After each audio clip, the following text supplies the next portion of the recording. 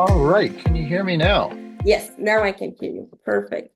All right, All so right. the next speaker for today is Mike Miller, who's an Oracle ACE associate. He's pretty new to the program, but not, I mean, he joined us in 2024, so he has over a year, so he got a great sense of what the community means by now. Mike is an experienced enterprise software leader and information security architect with over 25 years of experience. So a lot to learn from him, I'm sure. So Mike, welcome, and we're looking forward to your session. And if you can uh, close the notification on the screen. Oh, thank you. Okay, I need the perfect. reminder that I have to speak here. So thank you so much for the generous introduction. This is a part of a redacted deck, right? That we've given a few times now, but I have cut down the number of slides to fit in the time allotted here. Um, I have given it the past few times with Mike Rolfe, who was a previous ACE member himself a few years ago, but I think I'll drive the slides here. Mike is on. So I think I'll skip over that. Thank you for the introduction. We'll skip over that. So I will start with this statement that A23A is huge and is on a collision course. Now, A23A happens to be the world's largest iceberg. You can see it from space. That's in the little call out there in the middle. And if you are a penguin on Georgia's Island or South Georgia's Island, your world will be changing. Now, for us people in the world of Oracle, A23A, I think, is a very apt analogy. I actually found this news article when I was looking for news articles on 23AI, and I said, wow, I could use this. So hold that thought, right? It is large and it is going to impact our world. So this conversation is really specific to Oracle eBusiness Suite customers. So we're going to prep the ground a little bit, talk about A23, talk about 23 AI. I'm going to talk a little bit more about the vectors because that has been a topic of conversation and certainly something I have been thinking about a lot personally, right? And then I want to kind of put it all together as far as what does it mean for EBS customers. And I want to also share a little bit about what we've been doing with our customers with the 23 AI upgrades or EBS customers. So, quick agenda there. Let's get right into it. Those of us on the phone here, such as myself, I can remember Oracle adding Oracle 8 and Oracle adding the I to the end for making the database, we'll say, internet enabled, right? So, once a decade or so, Oracle gets very excited about the latest release of the database. Um, I would say that looking in perspective, that 23 AI here is a significant introduction here of net new functionality, right?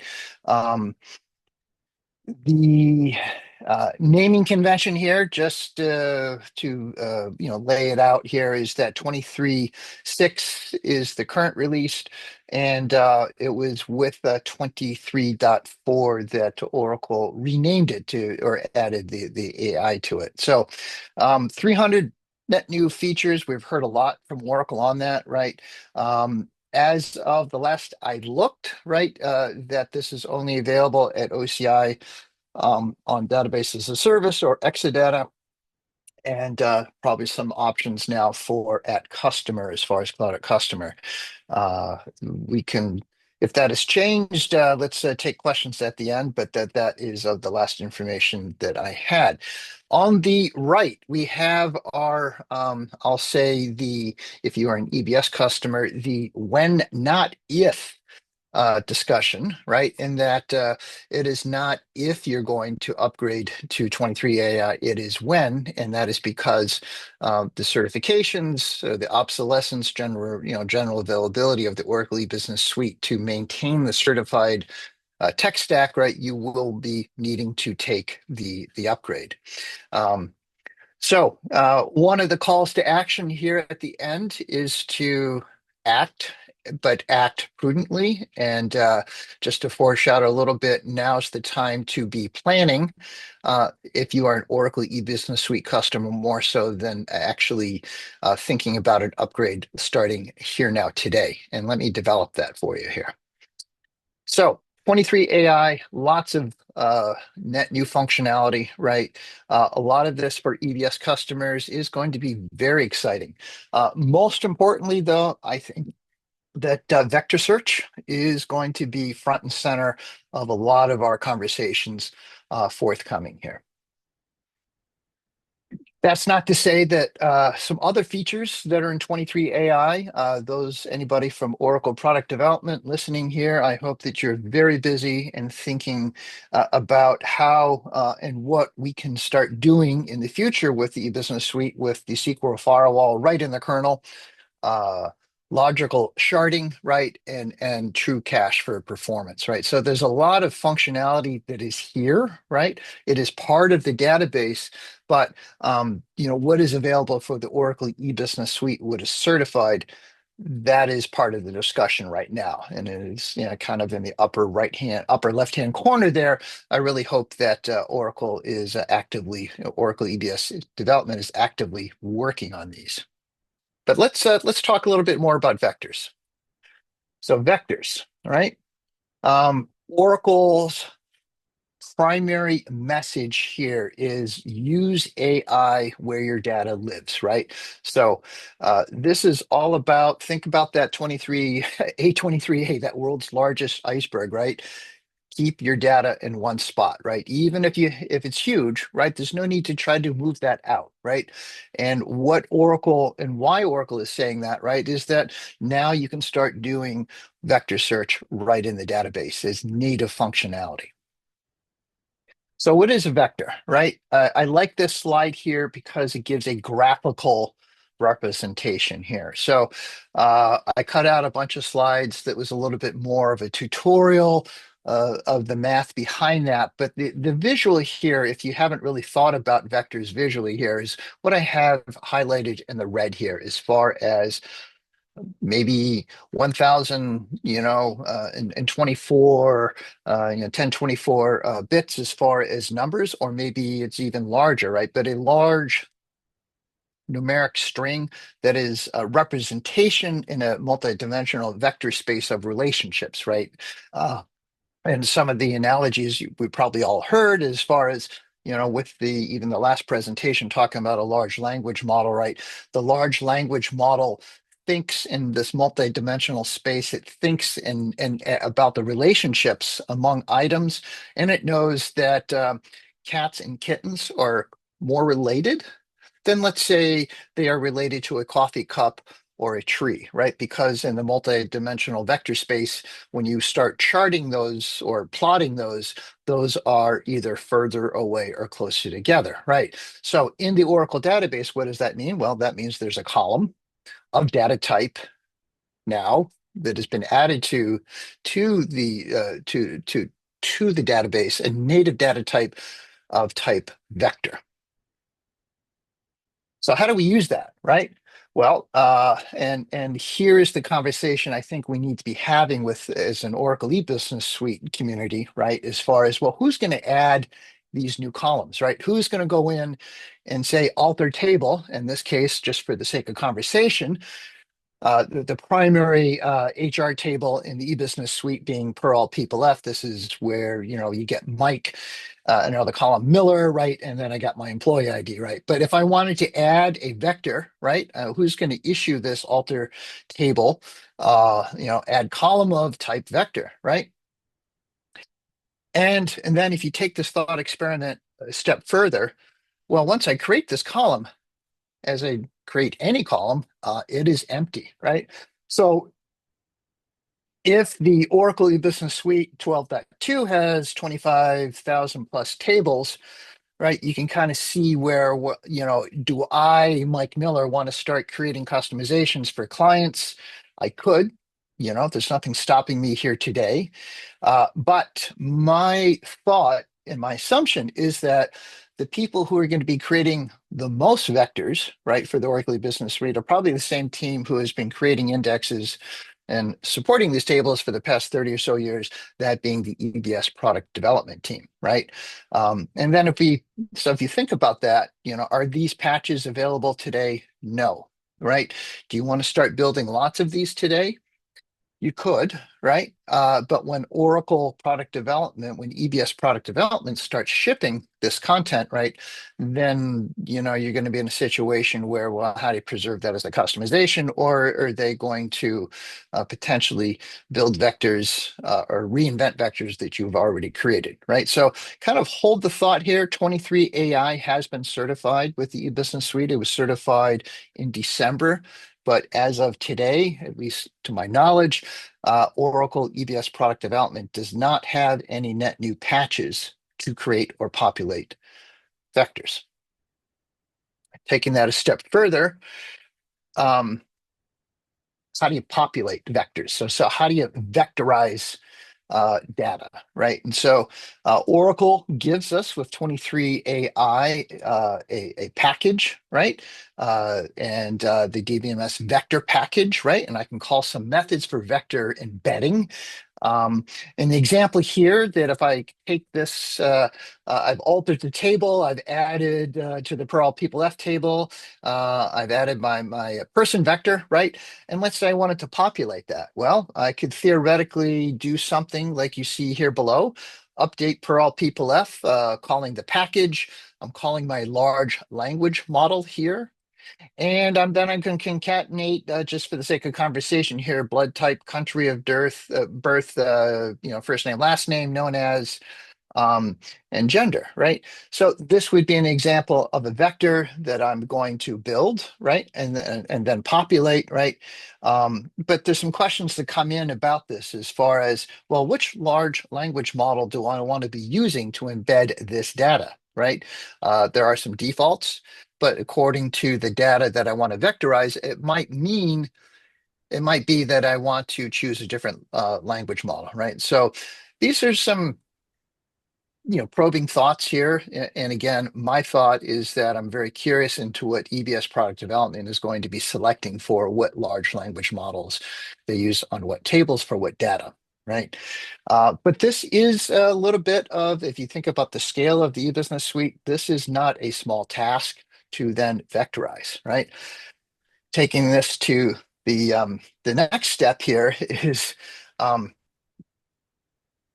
uh, well, a different way to just a different example here that let's pick on manufacturing, right? And so let's say I want to vectorize the long description of a part number, right? This is a little bit more cleaner. I'm not concatenating multiple columns here. In this example here, I'm just vectorizing the long text description, right? The text description. And again, the same goes in for the what large language model I might want to use. But once it's vectorized, how do you use this information, right? So, well, I can use a select statement, right? And so, but it is maybe a little different than the types of select statements we've written in the past, right? So, select person ID here, vector distance of this person vector, this new data column, this new column I've added to the table, and then I'm asking a question, let's say a man named Mike born in the 1960s, right? And so, and then I'm saying cosine, right, as the distance, again, because what I'm thinking in is I'm thinking in this multi-dimensional vector space, right? And the geometry of that vector space there, when I start plotting things, I can use Euclidean squared, cosine, Manhattan, very esoteric math here. Makes your head hurt. But long story short, take the defaults. But the question here that I'm calling out in red is, well, who's going to be writing all the SQL statements, right? Or rewriting SQL statements? The Oracle eBusiness Suite has, we'll say for sake of conversation, 6,000 forms, maybe 8,000 concurrent programs. These all potentially are subject to be, is Oracle or how is Oracle product development going to be surfacing these vectors, right? Are they going to be rewriting SQL statements in forms?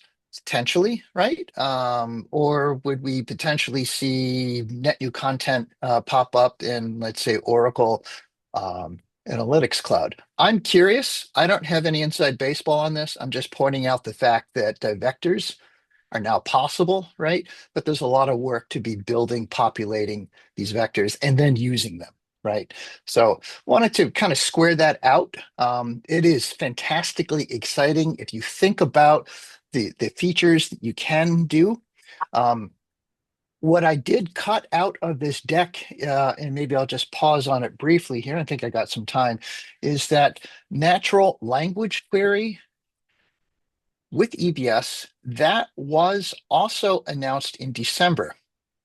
And the long story made short is that you can do natural language query of the Oracle Business Suite, and you do not need to be on 23 AI, right? This is because the natural language query is run through an autonomous database that only runs at OCI, right? And it communicates with the large language model there. So if you have Apex already integrated with your Oracle Business Suite, I would say that that is maybe you're 80% there. If you have Apex with the Oracle Business Suite and you're on like 12.2.7 or above, one of the walkaways from today's conversation is definitely you need to start planning your 23 AI upgrade, but take a hard look at the natural language query.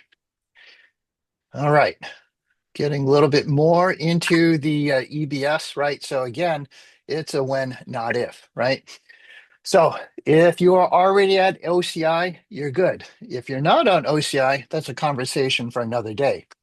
But I'd like to talk with clients about 52-week plans, right? There's 52 weekends in the year. Let's try not to work all 52 of them, right? So Work all if 52. you have a 24-month strategic plan, definitely what you want to start doing today, the call for action is pencil in that 23 AI upgrade, right? Now, the sooner you upgrade, if you think about that product general availability schedule, right? That 5 year, with 3 years extended, 8 years available, right? The sooner you upgrade the 23 AI, the more of a benefit you'll get, right? But a couple of things to think about. One, it's going to radically change your reporting. And one of the call outs that I'm going to channel my inner Mike Rolfe, I know he's in the audience here, but he would want us to be thinking about your business intelligence and reporting strategies, right? So, in linking those almost one-to-one to 23 AI.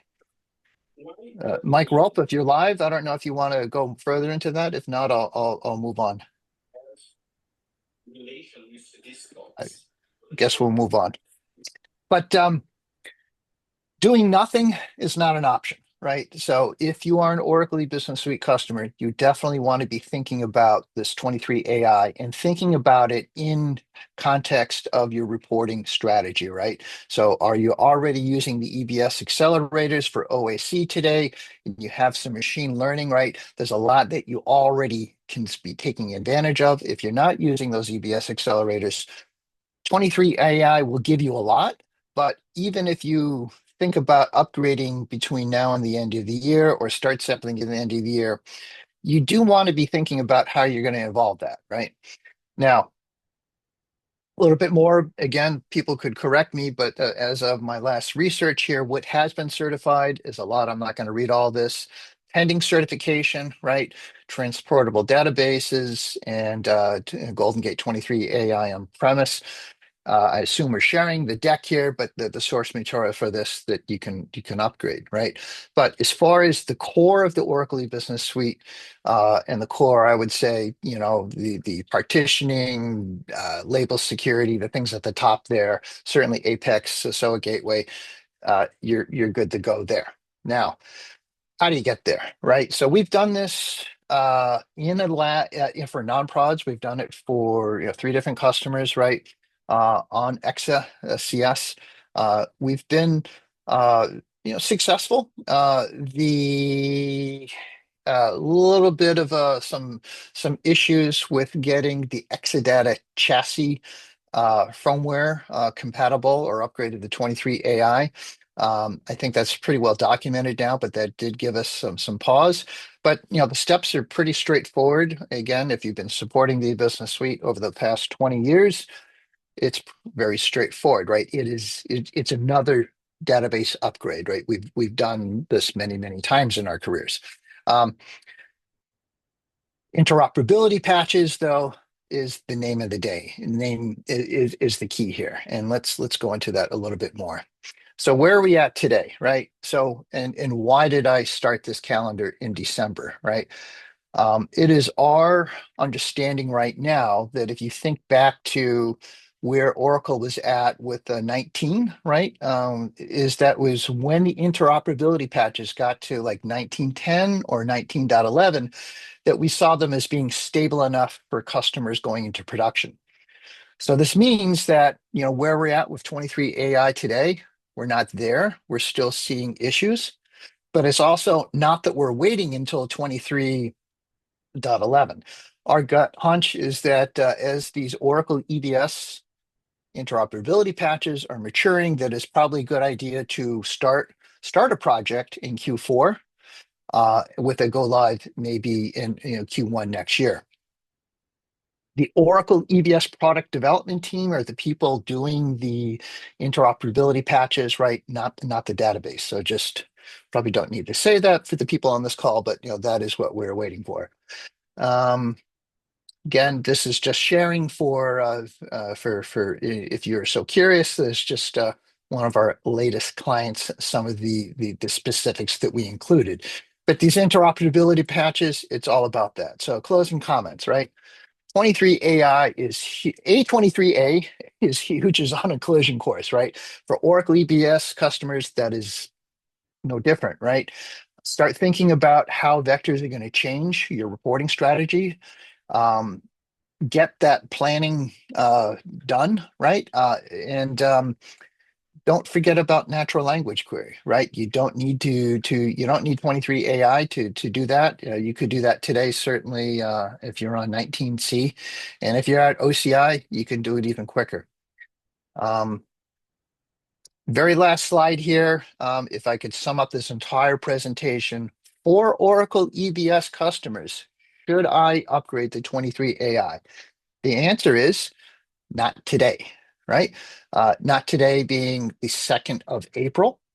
You could start planning and testing and starting, again, it's all about those interoperability patches, right? But there's even if you were to upgrade, there's no patches that you can download to take advantage of that new data type, right? So we're waiting for a couple of things. We are waiting for the EBS product development to in the market to do the testing with the interoperability patches, and we're also waiting for patches from EBS product development to take advantage of these new features, vectors being the most important. That is the end of my prepared remarks here. I'm happy to take questions.